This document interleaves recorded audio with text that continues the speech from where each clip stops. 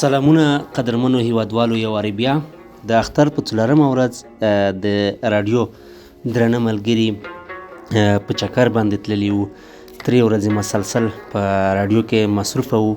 له هغې وروسته مو نن چکر وواهه او یوې ښکلې شنې ساحې ته تللي وو. داسې یوه ساحه چې ممکن تاسو به یا لیدلې وي یا به مو لیدلې نه وي.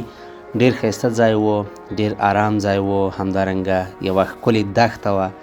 او که تاسې هم لیدلې وي بیا کمنټ کې حتما راته ووایئ چې دا ساحه موږ لیدلې ده. ډېر ځوانان دلته دغه د لوبو لپاره راتلل.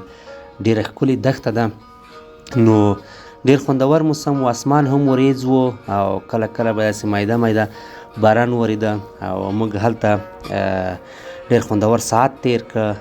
یو څه مو د کرکټ لوبه هم وکړله خپلمنځي، او همدارنګه د خوراک لپاره مو هم تیاری نیولی و، هغې باندې هم مصروفه وو او تیاری مو هم وکړه. دا ښکلې ویډیو مو هم ستاسو لپاره چمتو کړله.